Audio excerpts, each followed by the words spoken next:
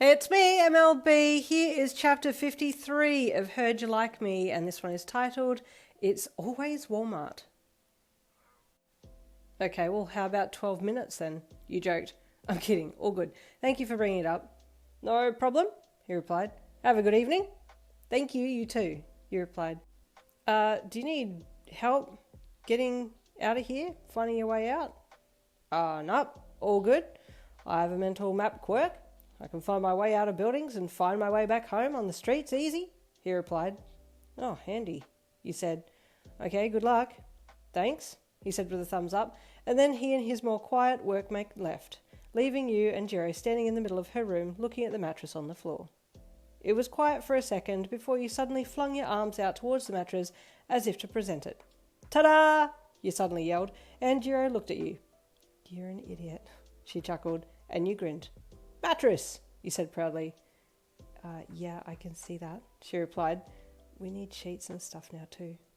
Oh, I didn't even think of that, you said with a mortified look on your face. Shall we do a chaotic Walmart run to get sheets and whatnot? I have spares here, but we can do that if you want to, Jirou asked. You looked at your watch and then back at her. I have an idea. How about we get sheets and then grab pizzas for everyone? I got the credit card, so let's go, you said. Jirou's eyes lit up. Okay, let's do that, she said with a smile.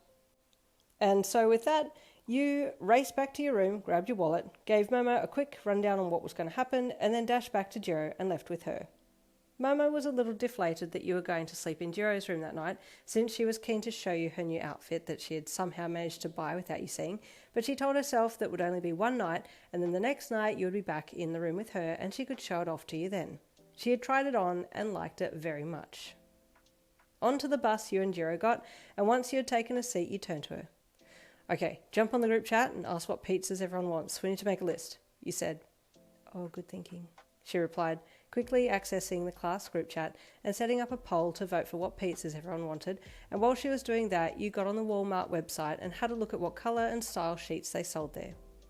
Look, I'd be happy with anything, really, you said, showing Jirou a set of sheets that had a chicken on it, but it had been stitched weirdly and one of the chickens was missing a head and had the bum of another one sewn to it. That's such a Walmart sheet, but it's also such a you sheet, she said. That's dope though, get it. Oh, I'm going to search high and low for this particular one, you said, pulling your phone back to yourself.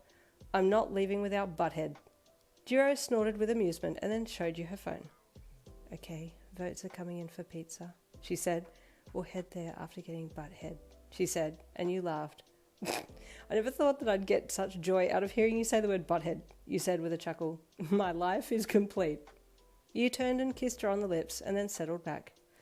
Onwards, trusty steed, to Butthead, and also pizza, but mostly Butthead, you said.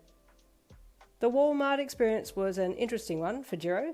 You seemed absolutely unhinged as you marched up to the information desk and very pointedly asked to be shown in the direction of the section which you could buy Butthead chicken sheets. The lady, understandably, was most confused and gave you a weird look, so you presented your phone to show her the elusive picture of Butthead Chook, and she looked at you. Ever curious, you listened into her inner thoughts and had to curb your smile. Her thoughts were pure gold. She really wants this? What in the drunk grandma under the Christmas tree is going on here? The lady thought, looking at the picture, then back to you, then to the picture again. I don't know if we sell this. I think it's a mistake, she said. Oh, well, you may be right, but you also may be wrong, so I'm going to have a good look through your stock till I find it, you said. You're welcome to, she said. No one else is going to fight you for it, she thought. I mean, yes, but also no, you whispered to Jirou. That lady thinks no one else would want this pattern, but I beg to differ. Jirou shook her head. I think I'm with the lady on this one, she said.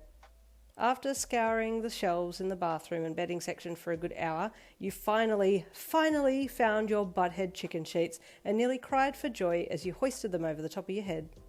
The chosen one, you wailed, drawing far more attention to yourself than you probably intended to, but you couldn't have cared any less at that point.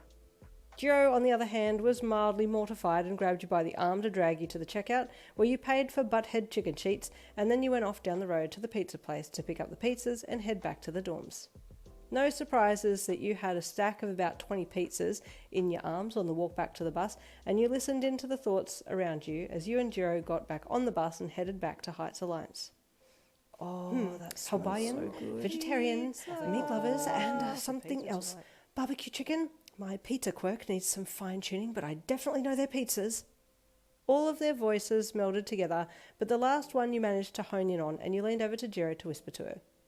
There's someone here with a pizza detection quirk of some kind, you said. That's actually a really cool quirk. Somewhat useless, but also not. Yeah, quirks are really interesting, Jirou mused. Back in France, were there any people in the hero course with really interesting quirks? She asked. Yeah, actually, he replied. There was a guy who could grow potatoes from his limbs and then pull them off and throw them at people or use it as a food source.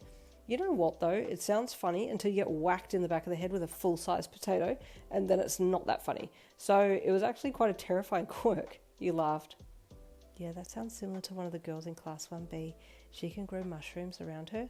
It's actually quite dangerous because she can make small ones that can be inhaled, like fungal spores, Jirou said.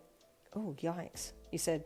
Yeah, the potato thing was fairly not harmful. Like, would bruise, but that's about it. Unless he learned to grow them bigger, and then they would concuss for sure.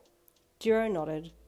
I think our class has some of the best quirks, but I'm just biased, she replied. I think my girls have the best quirks, you said, wrapping your arm around her side and kissing her on the temple. I'd give you a bigger hug, but I got these, you said, gesturing to the stack of pizza boxes on your lap. So the full cuddle will have to wait until later when we're snuggled up on my new butthead sheets, you said, and Jirou snorted, covering her mouth with her hand. Yay, she said, and you laughed. Yes, it's a yay. It's the only yay, you replied. Once back at Heights Alliance, you were met at the door by some hungry guys, and the pizzas were rapidly removed from your arms and whisked away to the common room. Just go and drop these in your room, Jirou, you said, holding up the plastic bag of Walmart sheets. It's open, she said.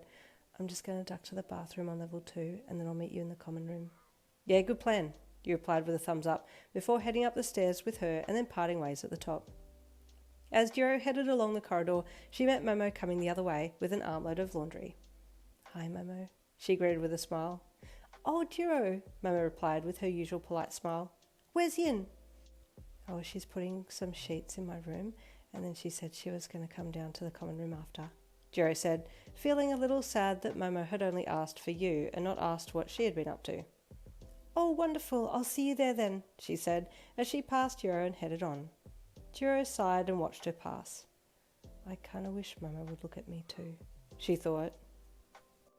Will they ever see eye to eye? We'll have to wait and see. Until then, next chapter is coming tomorrow. I'll see you then.